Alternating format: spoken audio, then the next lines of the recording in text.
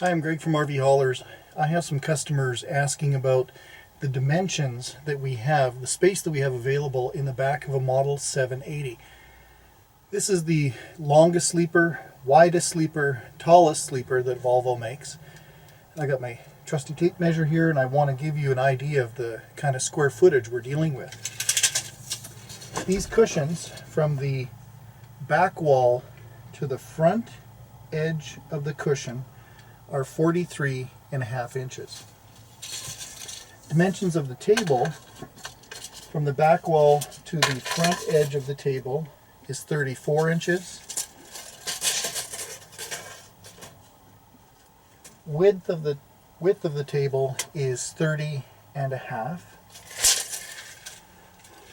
And from the back wall right to the back of the seats, so right to the edge of this cabinetry. Now that I want to point out, the back wall, kind of at the level of this table, starts a bit of a curvature forward. So I'm going to be taking my measurements not up high, but I'm trying to keep my measurements low. So back wall to the front edge of the refrigerator in these cabinets is 65 inches, and the depth of the refrigerator on its own therefore is, what do we got, 20.5. Hopefully the reverse math works on that. Now let me give you some width measurements. So from the side wall to the front edge of this bench is 25 inches. Now the dimension of this bench is the same. It's 25 inches to the front edge of the carpet.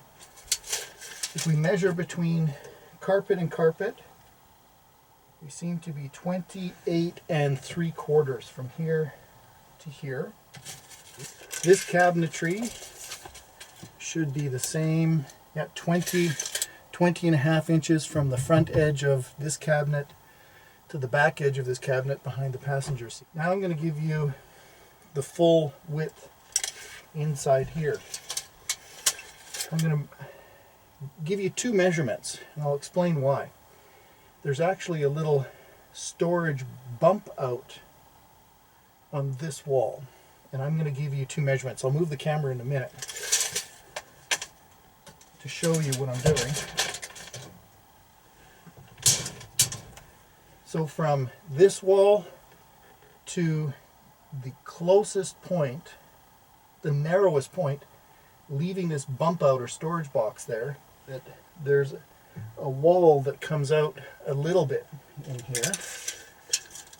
If we leave that wall in place, so that wall to the front edge of these benches is 32 3/4 inches.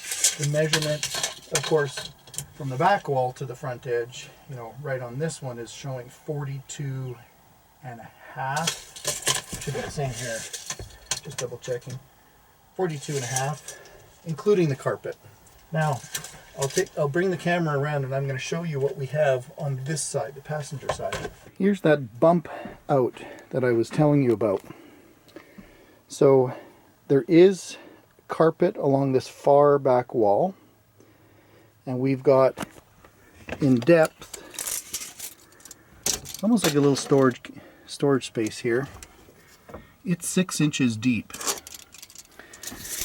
and this does come off, so we can remove this plastic. I've done it before, but what I will say is there in here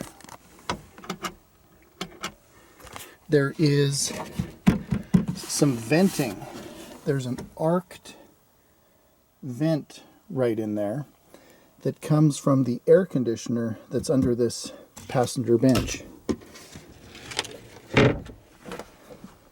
So there is the air conditioning and heating unit. Pulls in air from there, does its voodoo, and then it's got some venting. that comes up and runs through the back wall. You can see some of the venting for air conditioning comes out up there. And we also have some venting that goes up this pillar. A lot of people ask me about installing, a jackknife sofa across the back here, or a chair, trying to get more passengers into this space. And it can be dealt with. This air conditioner is a bit of an issue. This has to be either completely removed. If you want to have a jackknife sofa here with arms or legs that go down, you see that air conditioning unit. Sorry for the bumpy camera. But that air conditioning unit looking vertically starts 23 inches from the back wall. So when you put a bench back here, your feet, this has to move, either somehow get moved in underneath the seat, or it has to be removed.